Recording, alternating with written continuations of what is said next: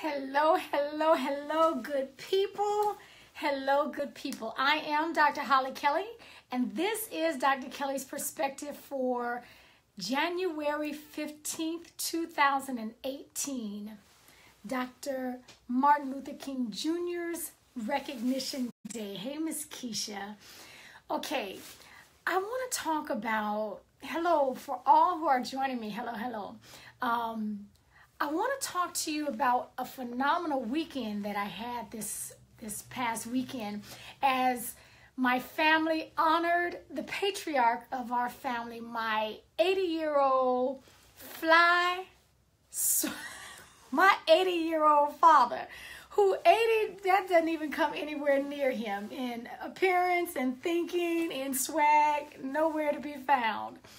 But listen, hey Ty, as we today celebrate the legacy of Dr. King, and we just celebrated the legacy of my father, I just wanted to, link the two, because leadership is not leadership only when it's convenient. It's not leadership when all is going well and everyone's smiling and in love with you and giving you high five, and that's not the leadership.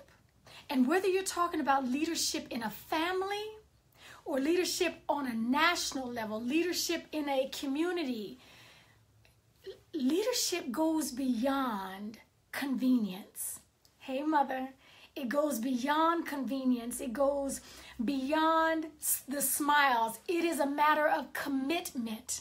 And so in a family, when things get hard, when times get hard, when there are no smiles but tears, and you stay, you are committed to stay through the process. You're committed to stay in a marriage. You're committed to stay in the family. You're committed to stay in the lives of those who you love and love you.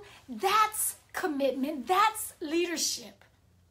Okay, just as Dr. King gave his life for commitment for the cause, and today we honor him, we pay homage, we give, grand parades and recognition and tremendous respect.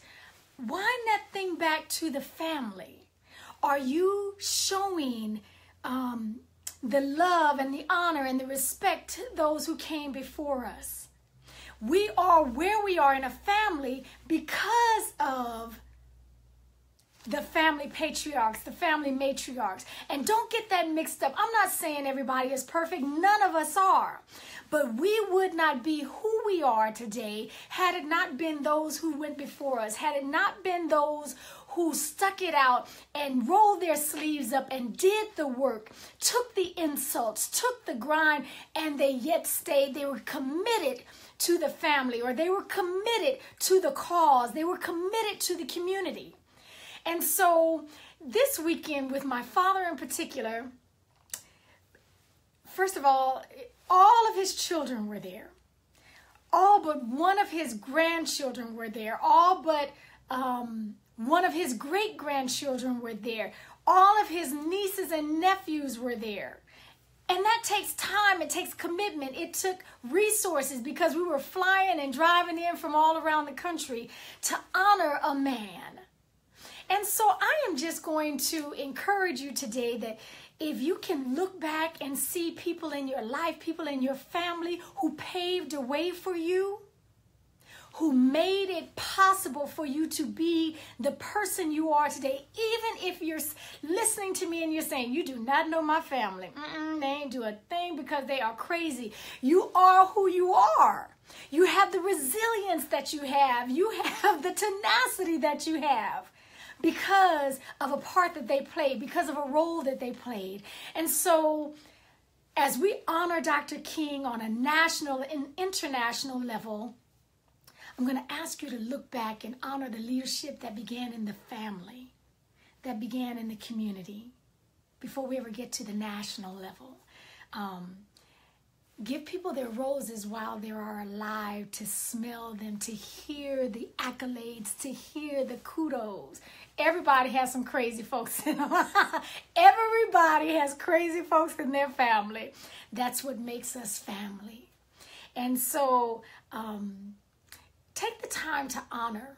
Take the time to, yes, absolutely, Lily. High five, long distance, high five in New York. So I'm just saying, take the time, make the time. It will not happen unless we are intentional about it. I'll say this. Thank you, Mother. It will not happen. We have to be intentional about honoring, about recognizing, because if not, we'll only find ourselves getting together for another funeral. And then all of a sudden we make a way. It happens. So let's do the same. Let's do the same with an intentional deliberateness to gather together, to make sure they know they are loved, to make sure they know they are respected, to make sure they know the impact they had in our lives. Okay, leadership is not leadership when it's only convenient. You got to go beyond the convenience if you're going to make a difference in lives. And so, thank you. This is my Kenya jacket. Okay, so I love you all. If you're not physically going out to celebrate a Dr. King honoring or ceremony, take a few moments to think about the man, the legacy that he left. And then wind that back to the family. Let somebody know they are loved. Let somebody know their leadership made an impact in our lives. Okay, until next time, thank you, Deb. I love you too. Until next time, take real good care of yourselves and those around you.